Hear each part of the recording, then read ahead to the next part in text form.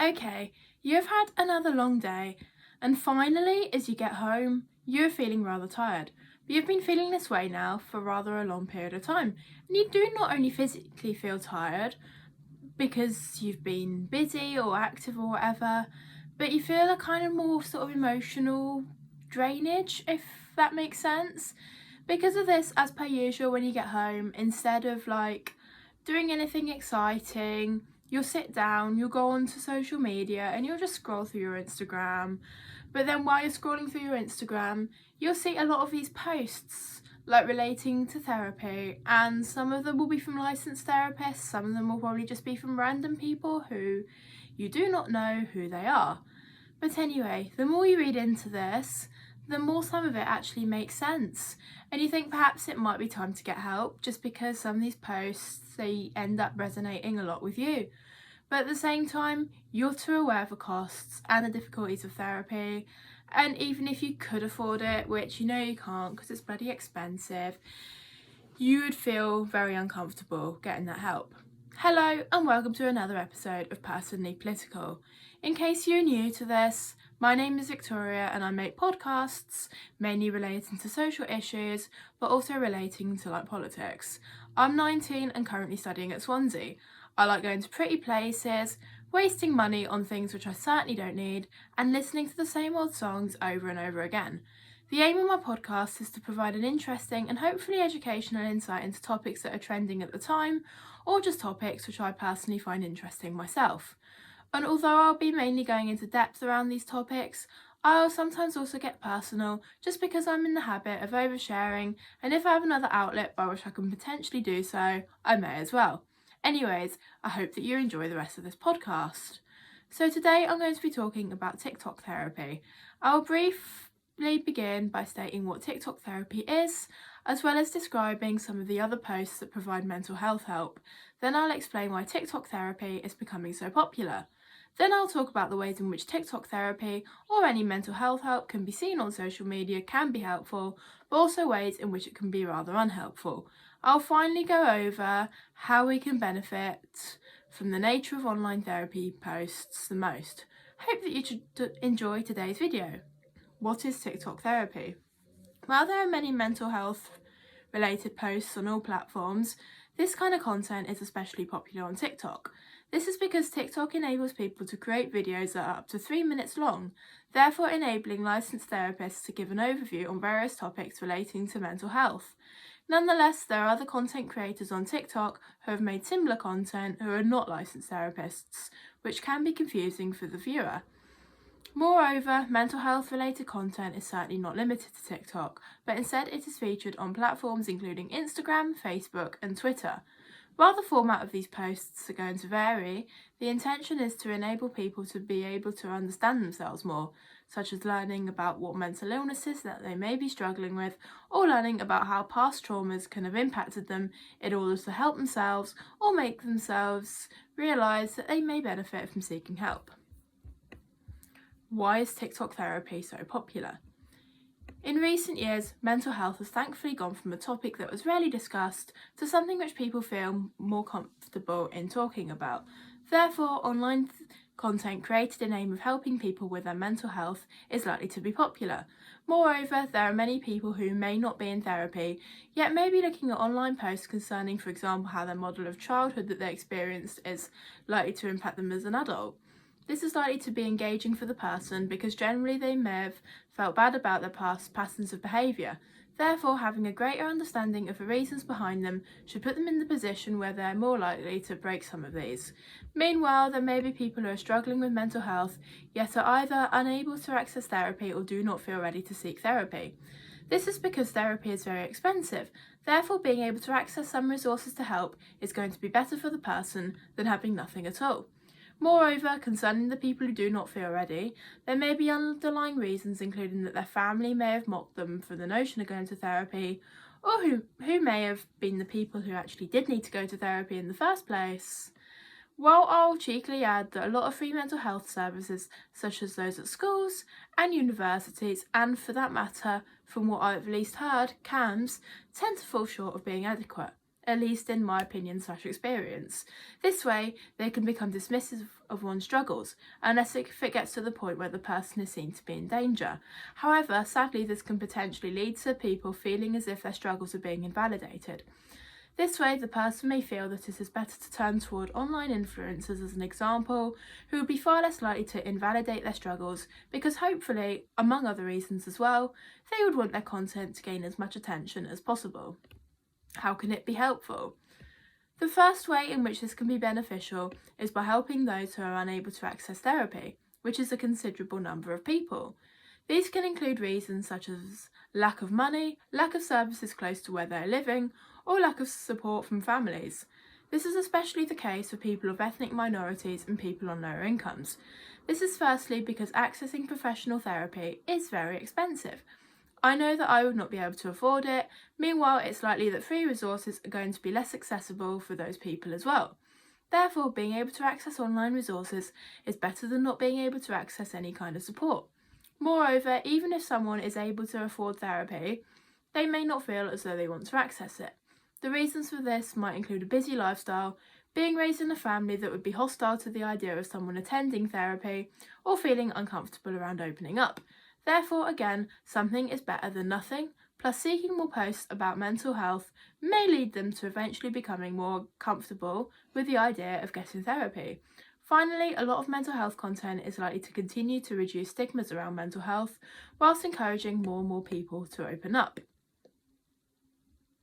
How it can be unhelpful.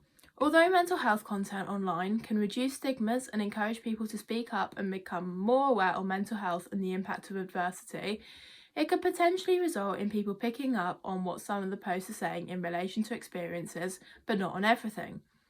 This could mean that people may joke about some of their symptoms, which could result in their struggles being dismissed by other people while ignoring other symptoms.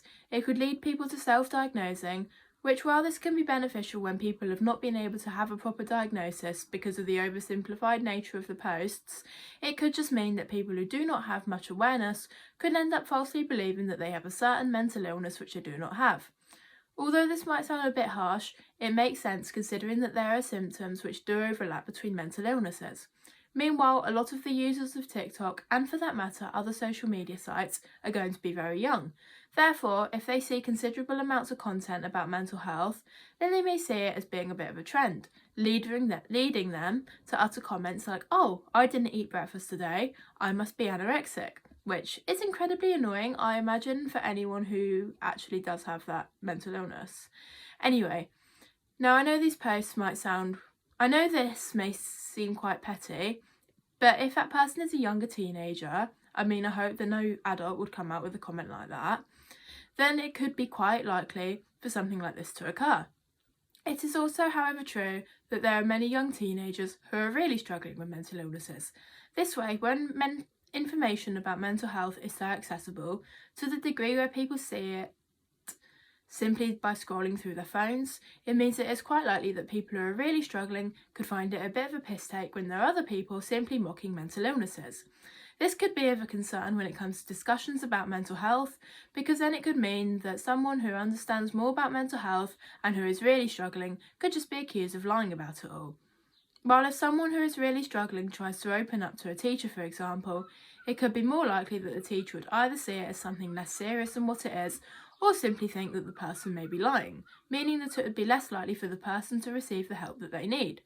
Furthermore, it could even lead to parents falsely thinking that their child has a certain condition, without knowing too much about it. Finally, it could be draining for the therapist to create online content, as it could lead to many people directly messaging them about what is occurring in their lives, reducing the chance that a therapist would be able to have a healthy work-life balance. An example which I read about was one online therapist receiving videos of a young person being abused in their home. Now, while it is more than understandable why a young person would want to open up about something like this, it is not going to be helpful for the therapist to receive these kinds of videos at any point throughout the day and night. It could make the therapist feel distressed and feel bad because really there's nothing that they can do about the situation. Moreover, I would just like to say that a lot of young people who are very open about their mental health, including self-destructive behaviours online. Now, if they're recovering, then it could be helpful for other young people to see, as then it could lead to young people having someone going through similar experiences to look up to. However, there are unfortunately many young people who are not getting the help that they need. And of course, this is reflected rather too much on the internet. Now, while this can make the young person and other people seeing this feel less alone and potentially better about themselves because of knowing this and having an outlet enabling them to open up, it is also true that people could learn more self-destructive coping mechanisms, then potentially becoming addicted. Finally, there's the issue of people creating these kind of posts who are not actually therapists. Now, an example which I saw was something saying like different situations when you need to stay silent. And in my view, these situations didn't necessarily call for people to say nothing. For instance, one was concerning a friendship, and I don't know, something, I can't remember the exact thing now, but it was saying, if there's kind of implying like if there's discomfort, I can't even get my fucking words out, like within a friendship, you should just stay silent. And I just thought to myself, no, that's not the case. Like, if you're in a friendship and something goes wrong, like, even if it's like not the friend's fault, and even if they're going through something, it's always best to communicate, because otherwise it could just lead to more sort of unhealthy kind of feelings developing in both directions. And also, although it might be difficult to have these conversations, it's always better to communicate, and in the long run that leads to better outcomes than staying silent, like in hoping to basically people please. So that's my view on one of the posts. Again, I might be wrong, because I am like probably the last person to be talking about like actual, I don't know, therapy tips. That's not a thing. But anyway, moving on. How can we benefit the most? I think that the most important lesson to take from this is, yes, of course, engage in as much mental health content as you see beneficial. After all, there are many very legitimate reasons as to why it can be helpful. Nonetheless, whether you're able to access therapy or not, it is important to go further than a 3-minute video on anxiety as an example, if you believe that it is something that you may have and you may want to begin to learn about ways to cope with it. Moreover, it is important to take the whole message in concerning online posts and further content that you read up upon, so that you have a more rounded understanding. I also personally think that schools should educate young people more on mental health than what they are currently doing, because although most young people are now probably aware of mental health and aware of different mental illnesses, partly thanks to what I've just spoken about, as you are hopefully aware, content like this on social media can have a very pick and choose nature, which could make it more likely for younger people to end up joking about mental health or suspecting that they have a certain mental illness which they do not have. Instead, if schools were to give a rounded understanding of different conditions, then it would be more likely that young people, whether they're struggling or not, would have a more rounded view, thus feel more comfortable to seek the support that they need. I would also like to add that mental health services are horrendously underfunded.